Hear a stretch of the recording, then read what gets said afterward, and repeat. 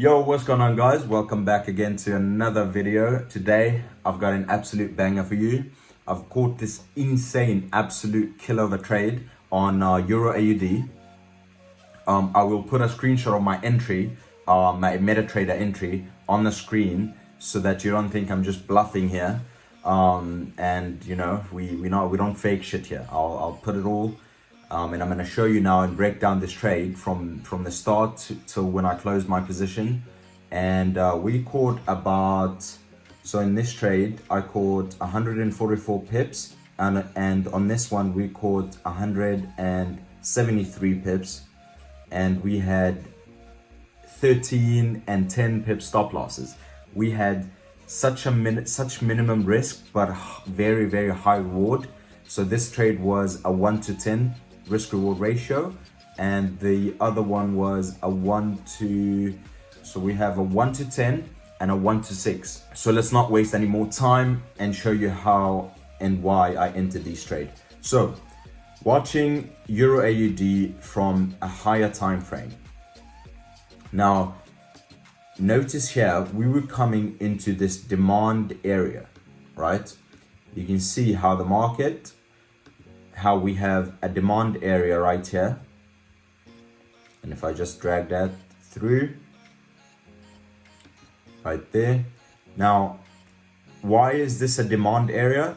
Because we had bearish candles. You see these little bearish candles, and then we have massive push to the upside.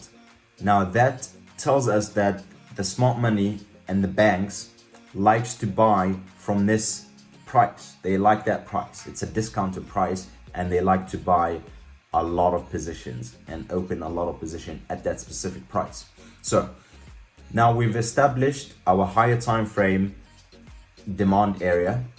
Now as soon as we do that, we mark it up and we go down to smaller time frame, and we wait for the market to come back to our demand area. Now once the price is in our demand area, we don't just jump in and open our positions. We do not do that. We watch price really closely, and you can see how this, to me, on smaller time frame, looks like a wyckoff, right? A wyckoff was happening here. I would consider this our spring, and this is our last permanent supply, and this is also our LSPY, last permanent supply, basically.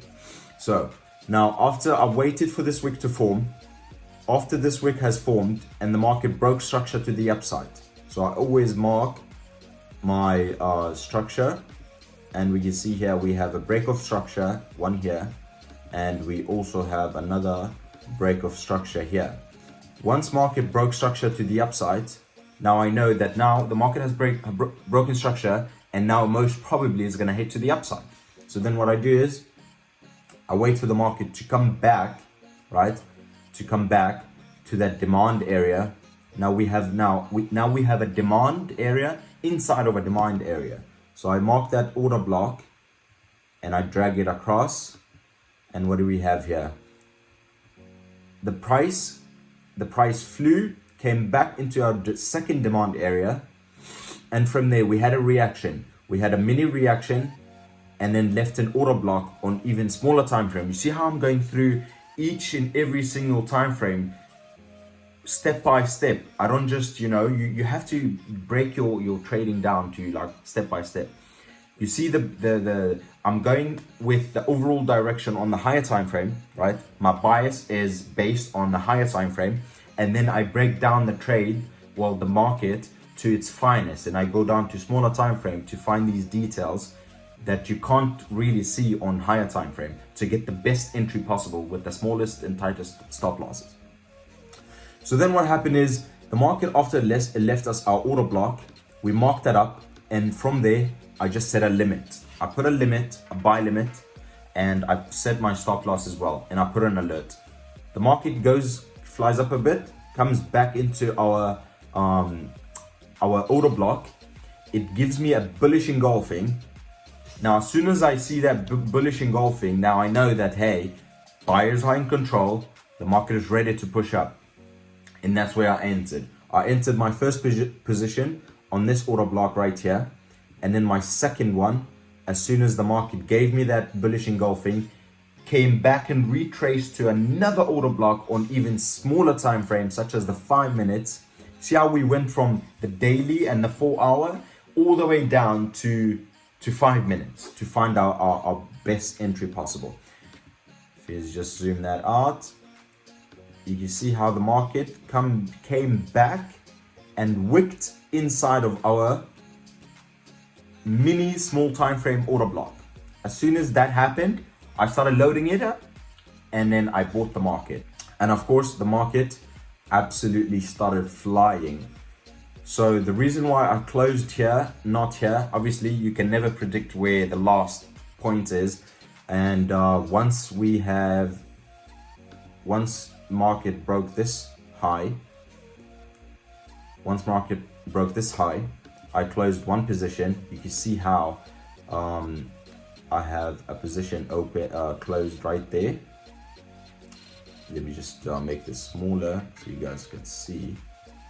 You see there, I've closed the first position that I opened from the first order block right there after that market broke highs, and then I moved my stop loss to break even and then let the second one ride.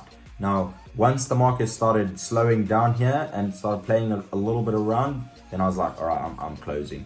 And then I closed out of my position, and that was an absolute amazing trade. Guys, don't make your trading super complicated. It's super simple. It's literally all it is. People buying at a discounted price, people selling at a premium price or expensive price, or whatever you want to call it. But you can see how I broke down the trade from higher time frame, which was the 4 hour bias, which the market was already in our demand area on the higher time frame, such as the 4 hour. Then we broke it down and the market was in a demand area in smaller time frame as well. So the market pushed up, made a demand area, came back into that demand area on smaller time frame. Now we are in a demand area inside of a demand area from higher time frame to smaller time frame. You buy and then you just let it ride. I hope you guys enjoyed today's video. Please consider subscribing. I'd really appreciate that. And smash that like button for more content like this. I will see you in the next video. Peace.